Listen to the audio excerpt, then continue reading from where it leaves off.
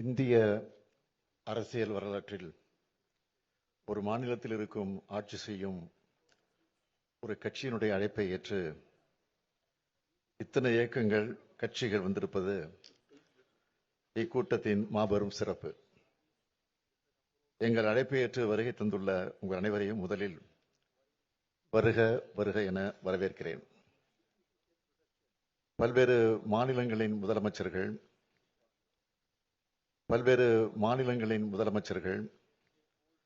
துணை முதலமைச்சர்கள், தேசிய மற்றும் மாநில கட்சிகளின் தலைவர்கள், பிரதிநிதிகள், அமைச்சர்கள், நாடாளுமன்ற உறுப்பினர்கள் வருகை தந்திருக்கிறீர்கள். இந்திய ஜனநாயகத்தை காக்க நாம் அனைவரும் ஓரணியில் திரண்டிருக்கிறோம் என்பதை இந்தியாவுக்கு உணர்த்துவதாக உங்களது வருகை அமைந்திருக்கிறது. இந்திய ஜனநாயகம் மற்றும் கூட்டாட்சி ஆகியவற்றை காக்க நாம் ஒன்று கூடியிருக்கிறோம். இந்த முன்னெடுப்பில் இணைந்துள்ள அத்தனை பேருக்கும் நன்றி. பல்வேறு மாநிலங்களில் இருந்து நாம் ஒன்று கூடியிருக்கிறோம். நமது நாட்டில் உள்ள ஒவ்வொரு மாநிலமும் ஒவ்வொரு வகையில் தனித்தன்மை கொண்டது. பல்வேறு மொழிகள், இனங்கள், வழிபாட்டு நம்பிக்கைகள், பண்பாடுகள், உடைகள், உணவுகள், பழக்க வழக்கங்கள் கொண்டதுதான் இந்தியா. இத்தகைய மாநிலங்கள் சுயாட்சி தன்மையுடன் செயல்பட்டால்தான் இந்தியாவில் உண்மையான கூட்டாட்சி உருவாக முடியும், சிறந்த வளர்ச்சியை அடைய முடியும். அனைத்து தரப்பு மக்களும் போராடியதெல்லாம் நமது நாட்டிற்கு விடுதலை கிடைத்தது. இதனை உணர்ந்துதான் இந்திய அரசியலமைப்பு சட்டத்தை வகுத்த மேதைகள் இந்தியாவை கூட்டாட்சி கொண்ட ஒன்றியமாக கட்டமைத்தார்கள். பல்வேறு காலகட்டங்களில் இந்த கூட்டாட்சி தன்மைக்கு சோதனை வந்தாலும் அதனை ஜனநாயக அமைப்புகள், இயக்கங்கள் தடுத்து வந்துள்ளன. அத்தகைய சோதனையும் ஆபத்தும் தான் இப்பொழுதும் வந்துள்ளது. இதனை உணர்ந்துதான் நம் அனைவரும் கூடியிருக்கிறோம். என்னை பொறுத்தவரையில் இந்திய கூட்டாட்சியை காக்கும் வரலாற்றின் மிக மிக முக்கிய நாளாக இந்த நாள் அமையப் போகிறது. தொகுதி மறுசீரமைப்பு பற்றி நான் உங்களுக்கு அதிகமாக விளக்க வேண்டிய அவசியம் இல்லை. வரவிருக்கின்ற அல்லது எதிர்காலத்தில் நடைபெறுகின்ற சென்சஸ் அடிப்படையில் மேற்கொள்ளவிருக்கும் மக்கள் தொகை அடிப்படையிலான தொகுதி மறுசீரமைப்பு என்பது நம்மை போன்ற மாநிலங்களை வெகுவாக பாதிக்கப் போகிறது. மக்கள் தொகையை பல்வேறு சமூக நலத்திட்டங்கள் மூலமாக கட்டுப்படுத்திய நம்மை போன்ற மாநிலங்கள் அதன் காரணமாக நாடாளுமன்ற தொகுதியின் எண்ணிக்கையில் நமது பிரதிநிதித்துவத்தை அதிகம் இழக்க நேரிடும்.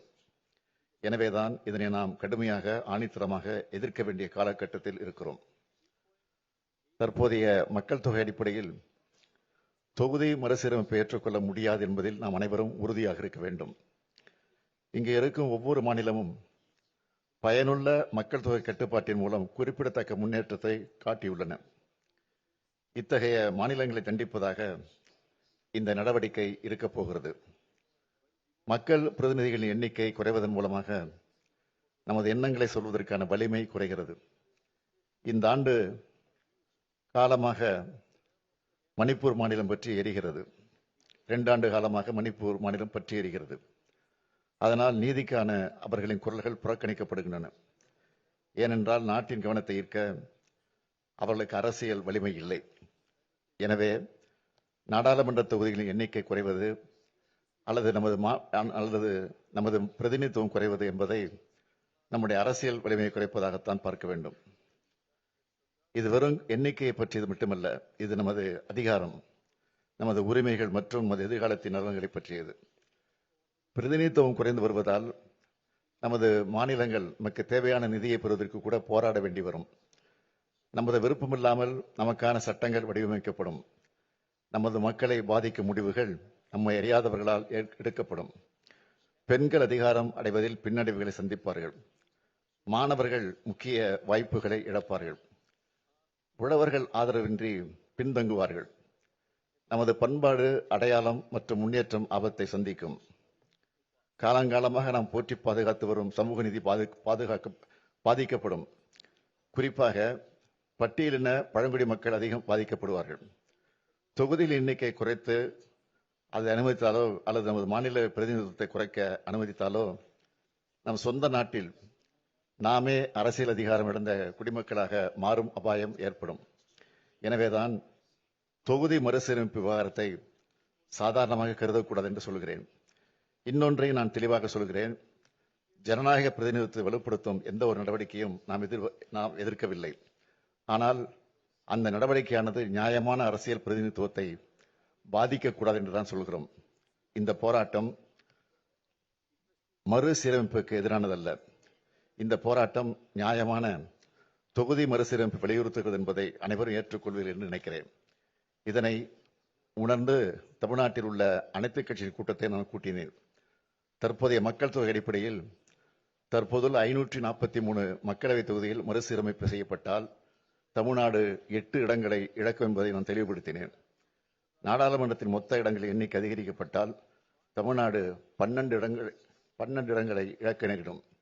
இது நமது அரசியல் பிரதிநிதித்துவத்திற்கு நேரடி அடியாகும் என்று சொன்னேன்.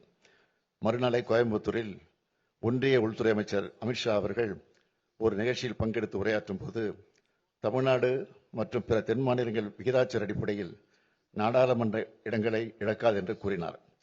உள்துறை அமைச்சரின் விளக்கம் தெளிவாக இல்லை, குழப்பமாகத்தான் இருந்தது. 2023ஆம் ஆண்டு தெலுங்கானா மாநிலத்தில் பரப்புரை செய்ய வந்த பிரதமர் மோடி அவர்கள் சாதிவாரி கணக்கெடுப்பு நடத்தி மக்கள் தொகை அடிப்படையில் சமூகங்களுக்கு பிரதிநிதித்துவம் வழங்க வேண்டும் என காங்கிரஸ் கட்சி சொல்கிறது. அடுத்ததாக தொகுதி மறுவரை நடக்க உள்ளது. காங்கிரஸ் கட்சி சொல்வதைப் போல மக்கள் தொகை அடிப்படையில் மக்களவை தொகுதி மறுவரை செய்யப்பட்டால் தென் மாநிலங்கள் 100 தொகுதிகளை இழக்க நேரிடும். தென்னிந்திய மக்கள் இதனை ஏற்பார்களா என்று கேட்டார் பிரதமர்.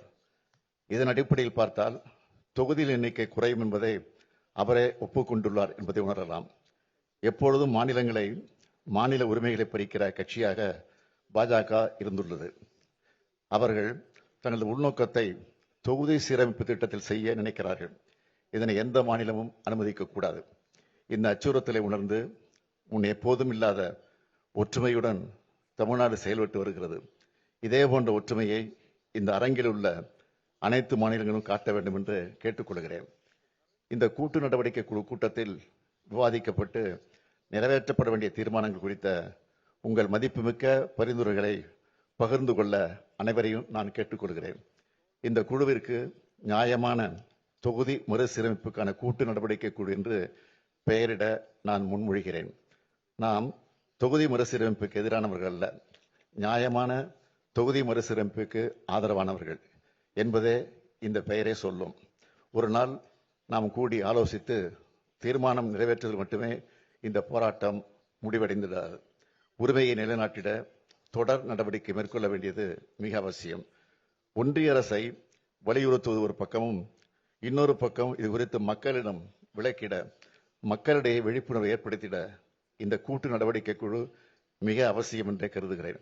நமது அரசியல் ரீதியான எதிர்ப்பை சட்டபூர்வமாக எப்படி நடத்துவது என்பது குறித்து அனைவரும் ஆலோசனை வழங்குமாறு கேட்டுக்கொள்கிறேன். அரசியல் மற்றும் சட்ட நடவடிக்கைகளை வரையறுப்பதற்காக வல்லுநர்களின் குழுவை அமைக்க நான் முன்மொழிகிறேன். ஒட்டுமொத்த முன்மொழிவுகள் குறித்த தங்கள் கருத்துக்களை பகிர்ந்து கொள்ளுமாறு அனைவரையும் கேட்டுக்கொள்கிறேன். ஒற்றுமை உணர்வோடு அனைவரும் ஒன்றுபட்டு போராடினால்தான் வெற்றி பெற முடியும். எந்த சூழலிலும் நமது பிரதிநிதித்துவம் குறைய விடக்கூடாது என்ற உறுதியோடு போராடுவோம். நியாயமான தொகுதி மறுசீரமைப்பு அடையும் வரை நாம் இணைந்து போராடுவோம். எங்களது அழைப்பை ஏற்று வருகை தந்துள்ள மாநில முதலமைச்சர்கள், துணை முதலமைச்சர்கள், அரசியல் தலைவர்கள், நாடாளுமன்ற உறுப்பினர் அனைவருக்கும் மீண்டும் எனது நன்றியை தெரிவித்துக் கொள்கிறேன். நன்றி, வணக்கம்.